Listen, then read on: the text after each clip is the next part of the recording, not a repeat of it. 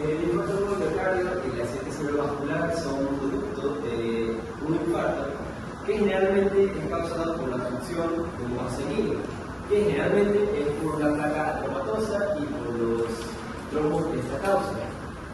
Entonces, podemos decir que la etiología en sí más común del infarto del miocardio y el accidente cerebrovascular es por la función de un vaso sanguíneo en la aterosclerosis.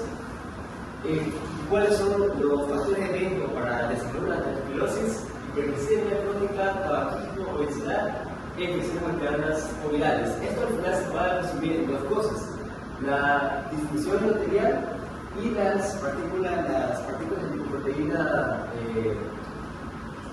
glicada oxidadas.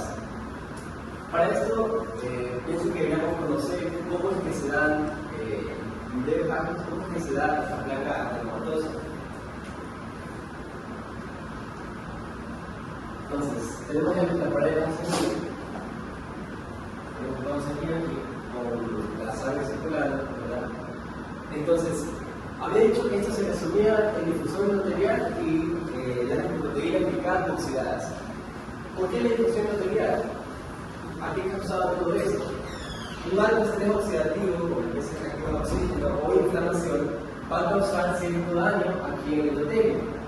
Y esto va a causar la disfunción endotelial, lo que va a causar que el endotelio pierda esa capacidad natural de repeler las partículas. ¿Por qué se causa este estrés oxidativo y esta inflamación? Bueno, como ya puesto arriba, sabemos que la glucosa en niveles altos en sangre es tóxica para el organismo porque causa demasiado estrés oxidativo y los eritrocitos que usan glucosa generan demasiado estrés oxidativo y estos radicales libres pueden filtrarse del citoplasma a la circulación y todo este estado de estrés oxidativo e inflamación va a causar al final que el endotelio pierda su capacidad de acumular partículas. A esto le sumamos que las lipoproteínas de baja densidad y entre otras también van a ser glicadas y cuando van a ser glicadas y oxidadas, estas van a ser propensas a que los macrófagos se engullan en estas partículas, porque naturalmente estas partículas no son para ser engullidas por macrófagos. Estas partículas transportan triglicéridos y colesterol, algo que es esencial para la vida. No es podemos decir, la causa última que los macrófagos fagocitan esas partículas, pero sí las fagocitan cuando están glicadas u oxidadas. Entonces, tenemos una difusión endotelial que tiene la capacidad de repeler partículas y estas partículas de LDL glicadas u oxidadas empiezan a infiltrarse en la capa subendotelial.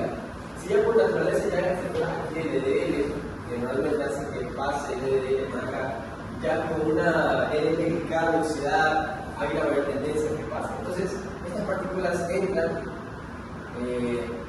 se empiezan a expresarse las receptores de las moléculas de la celular para que los linfocitos, como nosotros ven acá, detectan estas glicas oxidadas y entonces los macrófagos van a fagocitar estas partículas.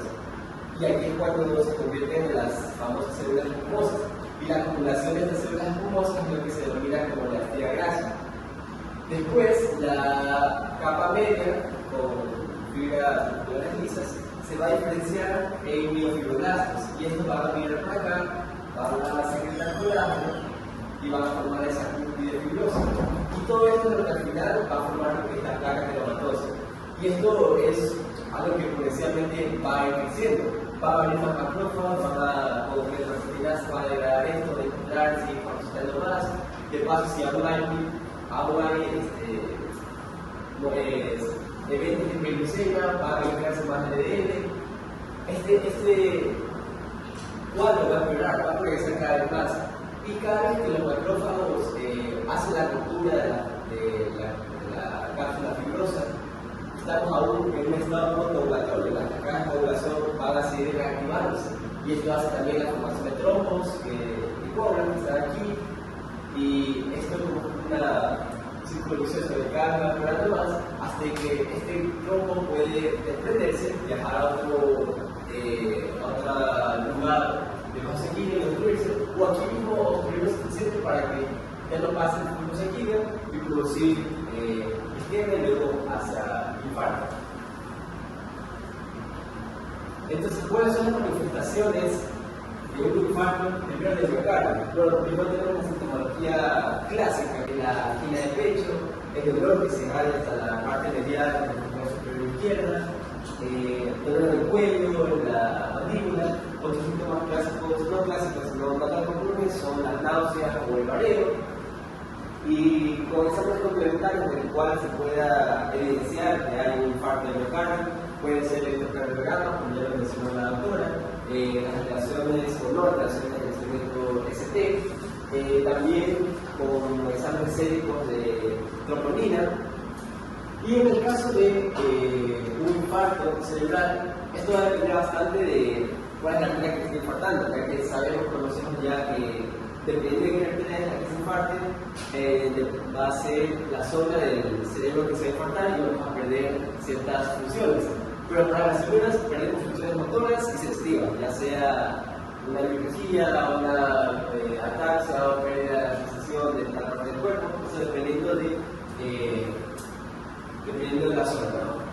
Y bueno, de forma de explicarlo, también se suele utilizar bastante las resonancias magnéticas para diferenciar entre un infarto y una hemorragia.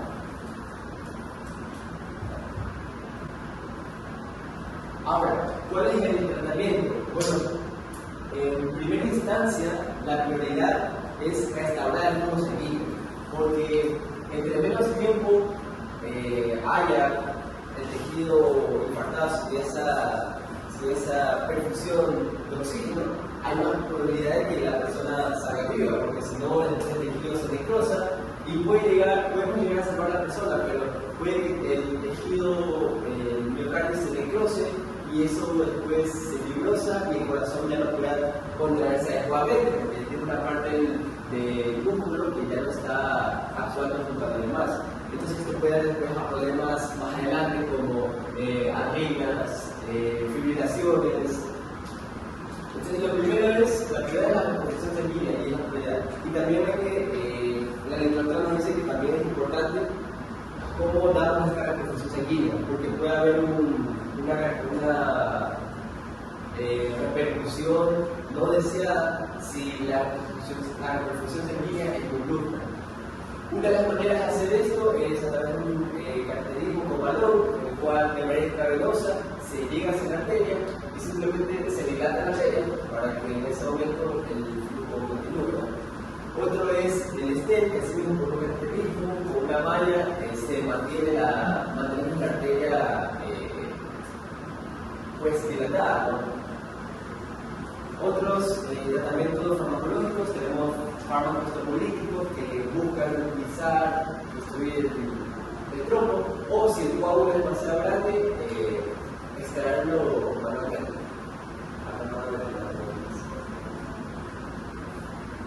Ahora, ¿cuál es la epidemiología? Esto es una tabla que obtuvo de la Organización Mundial de la Salud, la fuente, de las causas de mortalidad a nivel mundial durante el 2021. Y tenemos como primera causa la enfermedad isquémica del corazón, segunda causa por COVID, que estábamos en esa época, la tercera causa por infarto cerebral, y bueno, las demás también son, sí tenemos algunas enfermedades crónicas no transmisibles. Pero aquí quería recalcar que número uno es enfermedad isquémica del corazón como causa de mortalidad. Y también hay otro registro que se dice que en Estados Unidos se ha mantenido desde 1975 hasta el 2023 como la causa número uno. Esto es un cuadro también muy curioso que habla sobre cómo estamos hablando de enfermedades, ¿no? Que tienen que ver mucho con nuestro estilo de vida, nuestros hábitos. Y esto habla sobre el ataque al corazón que le dio a los 50, empezó a los 20, porque habla sobre cómo a los 20 nosotros empezamos nuestros hábitos y cómo al final nos va a perjudicar. El Alzheimer que nos dio a los 70 empezó a los 40. La pérdida de independencia que empezó a los 80, se refiere a una dependencia de esa física o algún estado de salud que empezó a las 30. Y habla de cómo el envejecimiento y el estado de salud que queremos para el futuro empieza con las decisiones que tomamos hoy. Esto es algo que vamos a ver más adelante. Aquí tenemos otro cuadro que habla de la mortalidad aquí en Ecuador. En el primer tenemos como primera causa de mortalidad las enfermedades isquémicas del corazón. En tercer lugar tenemos cardiovasculares, cerebrovasculares, cuarto lugar, diabetes mellitus. Esto es el año 2023. Siguiente. Claro, y aquí hace la columna vemos las principales causas de tensión, la hipertensión arterial que hablamos. Ya, ahora este cuadro aquí también es de la mortalidad que importa, pero es del año 2000. Y miren, la cosa número uno sigue siendo la enfermedad isquémica del corazón. Se han pasado casi 25 años y seguimos con la misma causa de enfermedad. O sea, ¿qué es lo que no estamos haciendo bien? ¿Qué medidas faltan tomar?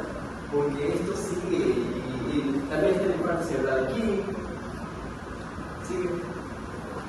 Ahora este es el 2021, pero solo en Estados Unidos. Podemos ver cómo la enfermedad isquémica del corazón está también en primer lugar. Entonces, han pasado 25 años y aún seguimos con esta causa de mortalidad. ¿Cómo podemos frenar?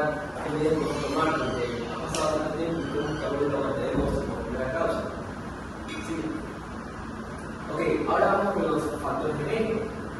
La hipertensión arterial. Estos factores de riesgo, como podemos ver, 3 de ellos, 4, ya son consideradas enfermedades crónicas no transmisibles, que al final pueden englobarse en lo que se conoce como el síndrome metabólico. Y estas enfermedades, todas estas enfermedades, estas condiciones, son producto de nuestro estilo de vida. Y este conjunto de enfermedades es lo que al final puede llevar a que tengas la formación de una placa ateromatosa y dar de miocardio paciente cerebrovascular. Pero todo esto se puede resumir a dos factores etiológicos muy importantes, que es la hiperglicemia crónica y la cronobiodifusión, que se da vamos a ver.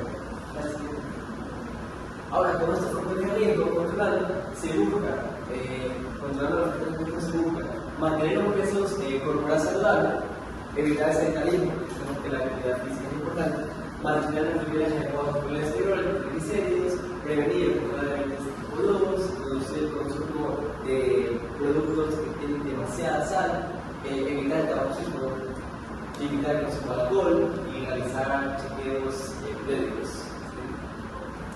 Ahora, la literatura también nos dice sobre algunas dietas que pueden ser de prevención para estos enfermedades no transmisibles, específicamente el infarto de miocardio, que es el cerebrovascular.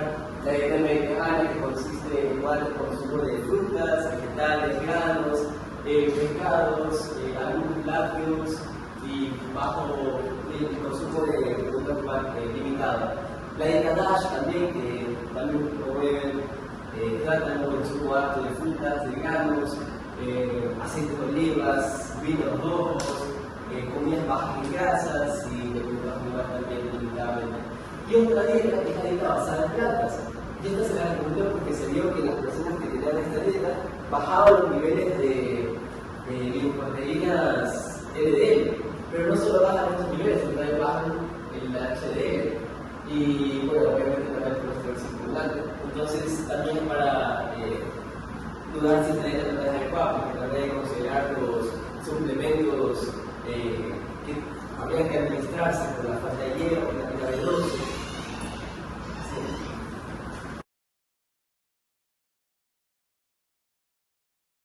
Ya conocemos los factores de riesgo, conocemos de un buscamos por los factores de riesgo, pero ¿cuál es la fisiopatogenia en sí? ¿Cuál es el proceso en el cual se agrupan todos estos factores de riesgo para que se alineen en el individuo y el individuo esté ya en el periodo prepatogénico? Creo que esto es importante conocerlo para poder realmente llevar a cabo acciones de prevención y no que sean estar acá en la parte subclínica, prevención secundaria y terciaria, cuando podemos prevenir y cortar esto de la en la primaria. Entonces, ¿cuál es la fisiopatogenia? Ya sabemos los factores de riesgo, pero yo creo que deberíamos conocer más a profundidad cómo es que, qué procesos hacen que el individuo vaya a estos factores de riesgo. Entonces,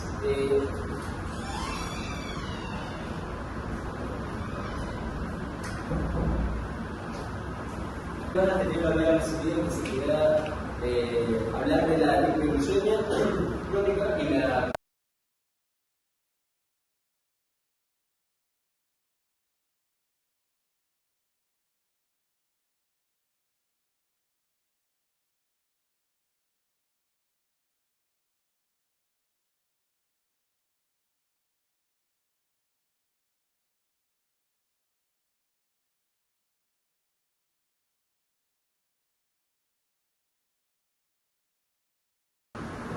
comemos demasiada glucosa, esto va a desviarse un poquito de la glucólisis para la vía del poliol, la cual el objetivo es reducir la glucosa en el sorbitol. ¿Okay? Pero en el proceso se hace uso del electrón de la nicotinamida adenosina fosfato reducido. Se hace uso de este electrón de aquí, ¿okay? Para poder seguir nuestro proceso. La cuestión es que esta molécula aquí, este electrón en sí, también se lo utiliza para mantener el glutatión reducido. Y el glutatión reducido se lo utiliza como coenzima para la glutatión peroxidasa.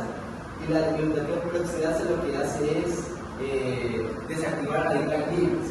Es decir, si hay demasiada glucosa que activa esta vía del poliol y se usa bastante esto, este electrón no va a haber suficiente para poder, o haber una disminución del glutatión reducido, disminución de esta enzima antioxidante, y por tanto vamos a estar propensos a más estrés oxidativo y esto va a saturar más las células. Entonces tenemos que buscar mayor estrés oxidativo.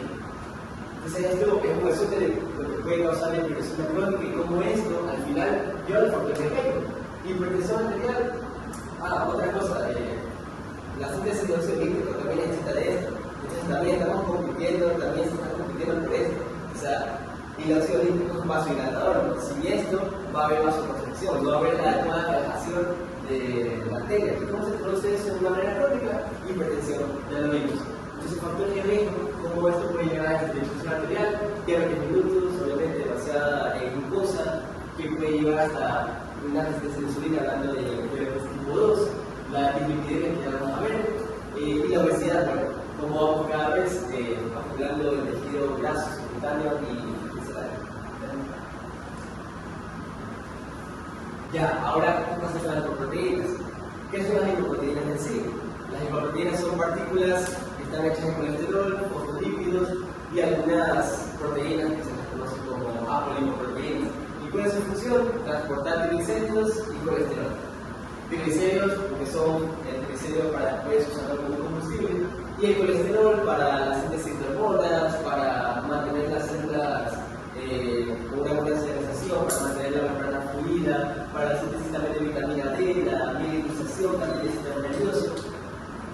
Entonces, generalmente estamos aquí, ¿no? El exceso de glucosa entra, se paqueta en las grasas, triglicéridos y esta BDL sale a la sangre, y cuando esta BDL sale a la sangre y deja sus ácidos grasos a través del endotelio, esta BDL pasa a convertirse en un remanente o en una lipoproteína de densidad intermedia. Ahora, esta molécula aquí tiene esta lipoproteína tiene otra enzima, puede unirse a así como la pared arterial, a un receptor de LDL para entregar colesterol, o puede viajar al hígado, donde también va a mineralizarse sus colesteroles. Y aquí, una vez en el hígado, una vez mineralizar su colesterol, y sus triglicéridos, puede salir esta molécula aquí y convertirse en LDL. Ya así como acá, cuando se regula acá su colesterol, luego el hígado, y aquí también hay enzimas que hidrolizan sus triglicéridos. La cuestión es que cada vez que una lipoproteína hidroliza sus triglicéridos, va perdiendo su tamaño y se va haciendo más densa. Es decir, si la LDL pierde sus triglicéridos, se convierte en una LDL. Y así, entonces, esas densidad intermedia se convierte en una LDL. Y después esta LDL puede viajar al hígado para que sus triglicéridos sean degradados aquí, o puede también unirse a una receptor de LDL también para dejar su colesterol. Y este receptor de LDL solo se expresa si falta colesterol aquí, es decir, si está regulado por la retroalimentación negativa. No hay posibilidad de que haya un exceso de colesterol aquí, un exceso de LDL que capte demasiado LDL porque está regulado según la necesidad si se necesita el colesterol o no. Pero este receptor de LDL tiene afinidad para dos proteínas, la apolipoproteína P y la B. Esta lipoproteína acá, la IDD, tiene la E y la B, pero el LDL solo tiene P. ¿Cuál creen que tiene mayor afinidad entonces para un instructor? ¿El IDL o el LDL? IDL. Ajá, porque tiene las dos proteínas que la afinidad es menor. Por lo tanto, podemos decir entonces que va a ir circulando en mayor cantidad en la sangre LDL, porque se está compitiendo por el receptor. Ahora, por otra parte, el HDL, ¿qué es lo que hace el HDL? El HDL se lo dice que es bueno por ese transporte de colesterol reverso. El HDL, en cambio, recoge el colesterol de las células, el colesterol sobrante, que ya no se utiliza para todo estar equilibrado, estar en exceso, que ya no se utiliza, y lo retira y lo lleva al hígado. Pero también hace otra cosa el HDL. El HDL también entrega el colesterol a las lipoproteínas que están saliendo del hígado, y de las lipoproteínas que están saliendo del hígado le entregan parte de esos triglicéridos. Y también el HDL tiene una función antioxidante que puede proteger al avance de la LDL-glicas oxidadas. Entonces el HDL es un buen factor de protección. Ahora, ¿qué pasa si hacemos una sobreproducción de VDL? ¿A consecuencia de qué? De la hiperglicemia, lo que vamos a decir. Si hay un exceso de VDL, primero que nada van a tener, aparte de que van a tener estas partículas, van a tener triglicéridos demasiado, alta cantidad de triglicéridos. Entonces va a viajar a la sangre, se van a depositar, esos triglicéridos se van a ionizar y pasar a los tejidos, se va a convertir en esta partícula aquí, pero van a haber ahora gran cantidad de partículas, una gran cantidad de estas, y van a tener gran cantidad de triglicéridos también. Y así mismo su colesterol se va al hígado, se utiliza también a las sanguíneas, y al final se va a convertir en LDL, los cuales también van a haber en mayor cantidad, porque desde un inicio ya hay gran cantidad. Y estos LDL también tienen gran cantidad de triglicéridos, porque ya desde un inicio ya hay gran cantidad de triglicéridos. Entonces, va a haber mayor cantidad de triglicéridos circulando, que si no hubiese un consumo excesivo de glucosa. Ahora, esto sumándole, recordemos que hay demasiada glucosa en sangre y que estas LDL se pueden glicar. Estas LDL se pueden también convertir, una vez que utilizan sus triglicéridos, por los transaminados, en estas partículas aquí, que son LDL pero de tamaño pequeño. Y estas de aquí, que ahora hay gran cantidad, porque en un principio hubo gran cantidad de LDL, porque hubo gran cantidad de este, porque hubo gran cantidad de glucosa. Estas aquí, proteínas, son las que más se asocian bastante a las proteínas heterogénicas, porque estas tienen gran capacidad de ser glicosiladas y de ser oxidadas. Entonces, vamos a tener mayor cantidad de triglicéridos circulando, mayor cantidad de LDL circulando, porque esta tiene mayor afinación al receptor. Entonces, y de paso esas LDL están glicadas. Estos productos de H también se unen a esta proteína B del LDL. Y si esas H se unen a esta proteína B, va a interferir en que esta molécula final se una a su receptor. Entonces va a haber aún mayor cantidad de LDL circulando en sangre y con mayor cantidad de triglicéridos.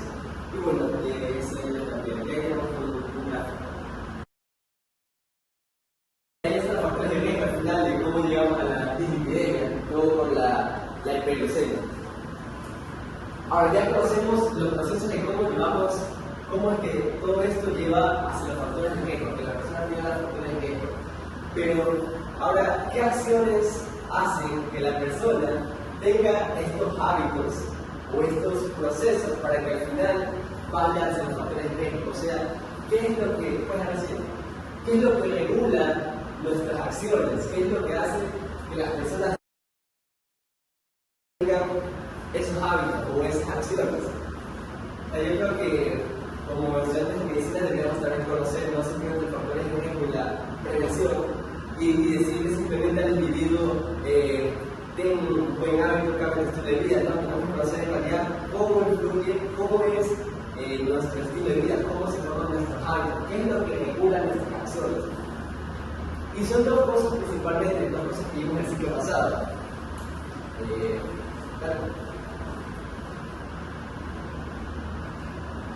El primero es nuestro sistema de recompensa, que forma parte de nuestro sistema límbico, que es este conjunto funcional de estructuras cerebrales. Tenemos la corteza prefrontal, la amígdala, el hipotálamo, el hipocampo, la formación del hipocampal, y bueno, dentro del sistema de recompensa y el hipoacúmulo Bueno, todas estas funciones, ¿para qué es? Es para que llevemos a cabo acciones que maximicen la recompensa con el mínimo esfuerzo posible. A este sistema de recompensa le atribuimos el sentido de por qué sentimos placer cuando comemos, cuando tenemos relaciones sexuales, cuando colaboramos con las personas, cuando tomamos agua después de tener sed, descansar, después de estar cansado, porque todas estas acciones son las que nos permiten sobrevivir, nos permiten mantener la especie viva. Entonces se atribuye a que sentimos placer porque son acciones que nos permiten sobrevivir. Para un sapiens hace 30.000 años, encontrar una comida dulce, alta en calorías, era algo rarísimo, y solo de un tipo, una fruta madura. El instinto de darnos de comida de alto contenido calórico está profundamente arraigado en nuestros genes. Y hay que hacer hincapié que este sistema de recompensa se desarrolló en un ambiente de escasez, en el cual había que hacer cierto tipo de esfuerzo para conseguir alimento, para luchar contra un depredador o vivir. Muy diferente ahora que lo tenemos muy accesiblemente, está muy fácil. Entonces, en estas circunstancias se desarrolló un sistema de recompensa y llegamos, según los estudios fósiles, 200.000 años con nuestro ADN, con este ADN como especie. Entonces, en esta manera, en este ambiente de naturaleza de escasez, es cómo se desarrolla el sistema de recompensa. Siguiente, el sistema de recompensa regula nuestras acciones macro, nuestras decisiones. Pero ¿qué regula nuestras acciones celulares? Estamos hechos de células también, ¿verdad? El sistema neuroendocrino, que es el que se encarga de, en respuesta a estímulos externos e internos, activar procesos metabólicos, químicos que al final nos lleva hacia la homeostasis, ¿verdad? A través del sistema de regulación positiva y negativa que ya conocemos, ya sea un estímulo externo o interno, por una baja de glucosa o para secretar hormonas, así. Pero este sistema también es regulado por un reloj interno que tenemos adentro, y este reloj interno está sincronizado más allá de las 24 horas. Es por eso que se denomina ciclo circadiano, porque es cerca de las 24 horas, no es exactamente 24 horas. Y es por esta razón es que precisamos estímulos externos que nos sincronicen a las 24 horas. Y el estímulo que nos sincroniza, que tiene mayor peso y potenciación, es la luz, la que nos dice información, la luz, para nuestras células sobre de qué momento del día es, y acorde a eso, comportarse, activar procesos metabólicos, neuronales, todo con el objetivo de llegar a la homeostasis, porque sabemos que la homeostasis es una tendencia, nunca llegamos al equilibrio, pero entre menos capacidad tenemos en la tendencia, menos capacidad hay en los temas de regulación, entonces más propensos vamos a ser de enfermedades.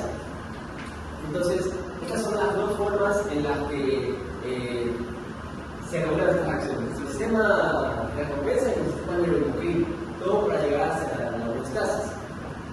Pero hace 200 años, nuestro núcleo supraquiasmático, que es el principal que le llega la información visual de la luz de la retina, empezó a recibir señales en momentos del día que no había recibido hace 200.000 años, que es la luz artificial. Hace 200 años recién comenzamos a exponernos a luces artificiales durante un momento del día que como especie de 200.000 años nunca habíamos recibido. Nosotros nos desarrollamos en ciclos netos de luz y oscuridad, y recién hace 200 años, o sea, llevamos 200.000 años como especie, y recién hace 200 años empezamos a recibir señales que no habíamos recibido en toda nuestra evolución. ¿Esto qué implica? Bueno, aparte de que se desarrollan tecnologías, tuvimos una vida activa nocturna, una vida nocturna mucho más activa que tampoco habíamos tenido en todos nuestros años como especie. Entonces, si permanecemos más tiempo despiertos, dormimos menos, el sueño es para una reparación tisular y inmunitaria. Si pasamos el tiempo despiertos y necesitamos combustible de la glucosa para estar haciendo esas actividades, significa que va a haber más glucosa circulante en sangre de lo que vivimos como especie antes, porque ahora estamos más despiertos. Y todo esto al final se resume en que vamos a estar más propensos a enfermedades. O sea, estamos calibrando nuestro sistema neuroendocrino y nuestro hipotálamo, que regula todo esto, y que nos lleva a la homeostasis. Hace 200 años lo estamos descalibrando, y esto es lo que se conoce como cronobiodistribución.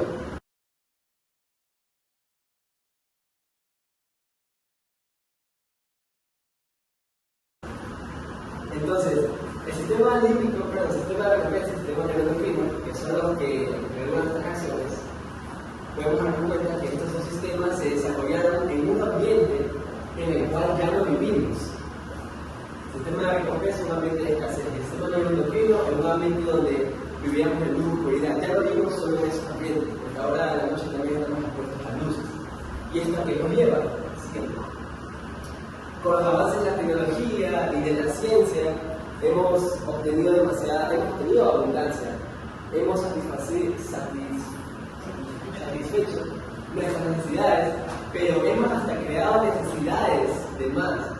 O sea, creo que como especie hemos estado insatisfechos y hemos querido cubrir demasiadas necesidades, crear necesidades y satisfacernos aún más.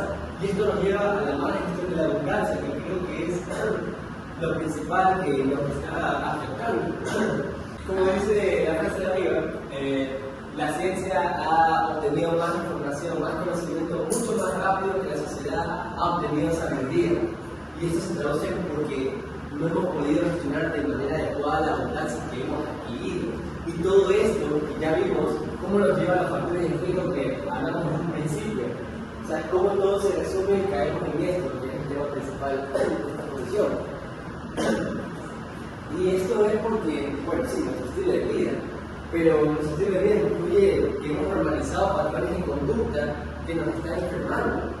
Y eso es lo grave, porque lo hemos normalizado, y hasta que no desnormalicemos eso, nunca vamos a prevenir, nunca vamos a dejar estas conductas, porque está normalizado, vemos como algo normal muchas de las cosas que consumimos o hacemos en el día a día.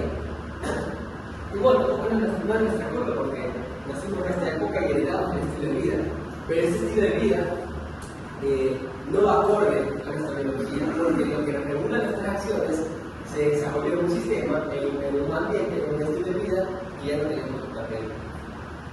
Entonces, ¿qué nos impide prevenir?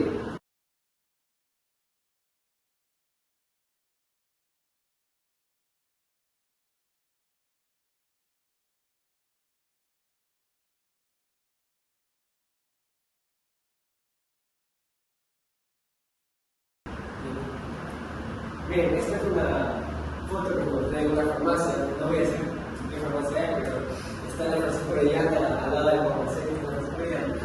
Y aquí menciona un montón de cosas de cuerpo para el corazón, para la hipertensión, la diabetes, anticoagulantes, para el colesterol, la reducción de colesterol, antidiabéticos. Súper chévere, no regalamos ni idea de claro. Pero a la vuelta, esto es como que en el inicio del pasillo, ¿no? La extramisa. Pero a la vuelta, no encuentro con eso. O sea, me parece demasiado ridículo, es una farmacia. O sea, y todo eso son comidas procesadas, industrializadas. O sea, ¿cuál es el sentido? No hay una inteligencia ahí, o sea, no hay concordancia. Es una farmacia, hay alguien que dice que 30% para el conocimiento, pero a la vuelta tienes todo eso. Sí. Mira. Tenemos una web publicitaria que necesita pedir comida afuera procesada en vez de cocinarla tú mismo en tu casa. O acá, como dice mi compañero Delicio, tenemos una web publicitaria que une la emoción, un sentimiento humano con un producto que también nos está enfermando. ¿Sí? Acá, suaviza tu mundo, como si te va a llevar las cosas o tu vida, y tenemos un chocolate acá. Acá mencionaron que el azúcar es algo más que energía, es algo más que azúcar, es energía. El azúcar es combustible, no energía, y si saturas tu cuerpo de un combustible, puede que no tengas energía. No es, y lo pones ahí totalmente. Miren este de acá, el hambre también regresa a clases. Aguántalo en cada recreo con, por ejemplo, yogur de cereal. A clases, o sea, les estamos pensando que los niños consuman esto para aguantar un hábito, ponen un monstruo ahí. Entonces, ¿cómo podemos prevenir? Sí, cuando hay empresas, estamos en un ambiente que promociona un consumo, promociona un estilo de vida que va en contra de nuestra biología. Mira ya cómo habla de una explosión en cada cucharada. Estas personas como que saben más de nuestro sistema de recompensa que los propios individuos. Saben que en cada cucharada tenemos más también de cómo refuerza nuestro comportamiento. Acá el tráfico pasa por la ganas, no. O sea, para que no te resistas. O sea, las personas conocen más de cómo funcionamos nosotros que lo que vivimos nosotros. O acá, tú decides cómo comerte la vida, como un pan procesado ahí. Sí, tú decides cómo comerte la vida, pero también tengo ganas que me salen y estoy diciendo que no me que toma muchas ganas, que tengo una relación local, cucharada de cassette, sí. O acá, tus desayunos combinan con. Y bueno, acá, como siempre, la cola negra asociando lo social, la parte afectiva, las relaciones, ¿cierto? Bueno, y este es algo que encontré un magistral, ¿cierto? Ahora, para resumir todo, entonces, todo esto, como podemos ver, dejó de ser un problema médico, netamente, porque hay factores políticos, factores de leyes, cambios culturales y cambios, o sea, también hay que ver la parte económica, todo esto incluyendo. Esto dejó de ser un asunto netamente médico, por lo que deberíamos también involucrarnos en estos factores aquí, dejar de pensar que lo que está en el ambiente alrededor no influye en nuestra profesión, no dejar de pensar en simplemente venir a estudiar, luego de la hospital y tratar a los pacientes y olvidarnos del mundo externo, porque los pacientes que nosotros vamos a recibir el día siguiente tienen patologías, como ya vimos, 25 años con esta enfermedad de corazón. Tienen patologías que son víctimas de un estilo de vida que nos está haciendo daño, que hemos heredado. Es decir, el ambiente influye bastante en la calidad de la salud de nuestros pacientes y por eso influye en nuestra profesión. Y aparte, lo que le afecta a la persona que está al lado tuyo también te afecta a ti, lo que dice el propio. Entonces, tenemos un sistema de recompensa que puede sacar la naturaleza. Obtenemos abundancia de tecnología, pero no la gestionamos adecuadamente. Tenemos un estilo de vida en el cual tenemos alimentos procesados a gran disponibilidad. Rompemos nuestro ritmo circadiano y esa conexión con la naturaleza. Bueno, el entretenimiento moderno también, que actualmente está afectando la parte mental, la parte de la atención. Y esto al final nos lleva a lo que vemos al principio, los factores de riesgo, que esto lleva a las enfermedades crónicas que pueden tener muerte, o si no es muerte, podemos mantener la calidad de vida.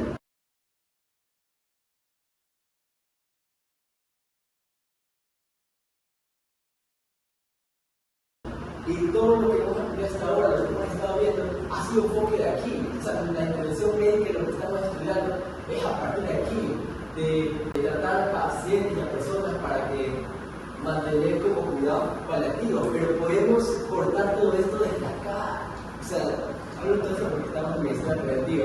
Entonces, podemos cortar desde acá, podemos prevenir desde acá. Porque limitarnos solo esforzándonos en esta parte de aquí con estudios, con dinero, cuando todo esto es altamente preventivo. Estamos hablando de un estilo de vida, que sí, lo heredamos, pero al ser un estilo de vida, podemos también cambiarlo. Y bueno, estamos aquí en esta parte, esto activa nuestro sistema de recompensa y nos vuelve a desear otra vez seguir con este estilo de vida y es un círculo vicioso, del cual hay que salir. Bueno, y quiero marcar unas medidas de prevención para evitar estos factores de riesgo, que netamente no son cosas farmacológicas ni son cosas activas, de acciones activas, sino son más bien medidas pasivas, porque simplemente es dejar que se activen procesos fisiológicos que hemos tenido durante nuestro desarrollo en la naturaleza, como es la gluconeogénesis. En los libros de bioquímica nos hablan de aminoácidos esenciales, nos hablan de ácidos grasos esenciales, pero el hidrato de carbono no es un nutriente esencial porque tenemos la capacidad de sintetizarlo. No digo que no consumamos, pero estamos consumiendo una gran cantidad y nos estamos dando paso a procesos naturales muy importantes como es la síntesis de glucosa, la gluconeogénesis, que por la maravilla es que usamos también la grasa para la gluconeogénesis, o sea, podemos eliminar la grasa visceral subcutánea simplemente activando la gluconeogénesis, simplemente comiendo menos cantidad de carbohidratos. También alimentos reales, o sea, la ayuda también es un proceso fisiológico que también llamamos como especie. Nos dice que hay que comer 2 veces al día, pero realmente como dice en nuestra producción comíamos 3 veces al día o comíamos cada vez que había comida. O sea, la actividad física también es contra, que es importante. Bueno, mantener también los ritmos circadianos, la exposición al sol, porque nos hemos alejado bastante del sol comparado a cómo nos evolucionamos, jóvenes, pasamos más tiempo interiores y cómo todo esto afecta también nuestro sistema neuroendocrino y para llevar a la homeostasis. Entonces son procesos fisiológicos que se activan y que inhiben totalmente la aparición de todos estos factores directos. Siguiente. Y ya para concluir y recalcar nuevamente que todo este proceso ciclo que mencioné aquí, para prevenir hay que meternos en la política, en las leyes, en la cultura y en la economía, y esto ya deja de ser un asunto netamente médico. Y bueno, podemos argumentar que ya hay evidencia de que estas enfermedades no solo son de personas mayores, ya personas jóvenes cada vez se están viendo. Yo he conocido hay personas que ya a 20 años tienen resistencia a la insulina, estatosis hepática, diabetes, y entonces ya no cabe mucho ese argumento de, bueno, yo soy joven, hago ejercicio, como el azúcar, no importa. Sí, puede ser que no te den en ese momento, porque tus sistemas de alimentación no están buenos, pero cuando llegas al punto donde tus sistemas de alimentación ya no pueden llevarte más cerca a la homeostasis y ya vas a tener que dejar los hábitos tóxicos del azúcar o el vape o fumar o estar despiertos a gran cantidad de horas de noche haciendo gran actividades, cuando ya tengas que dejar todo eso, para ese momento las ondas neuronales en tu corteza prefrontal que se activan cuando haces esas actividades, cuando lo subes, ya están recontra que reforzadas. Ya están reforzadas. Y tenemos la evidencia de muchos señores diabéticos que no pueden dejar el azúcar, no pueden dejar el fumar, no pueden dejar el alcohol, porque ya está reforzado aquí en nuestro sistema de recompensa esos hábitos tóxicos. Entonces, nosotros que estamos jóvenes, deberíamos empezar a cuidarnos para en el futuro no queramos dejar los hábitos tóxicos, de poder hacer y no tener ya reforzado esto. O sea, cómo pensamos cuidar a los demás, cómo pretendemos cuidar a los demás y cómo cuidamos a nosotros mismos. Entonces, usemos nuestra inteligencia para normalizar todas estas patrones de conducta que a largo plazo nos hacen daño y escojamos nuestro camino. No necesariamente todas estas enfermedades crónicas como se piensa, mucha gente piensa que es algo que le tocó, es un destino. Y no, simplemente tenemos que usar inteligencia y hacer conciencia, de normalicemos y hagamos conciencia. Hasta que el inconsciente no sea consciente, el subconsciente seguirá dirigiendo tu vida y tu destino. ¿Cuál es la respuesta?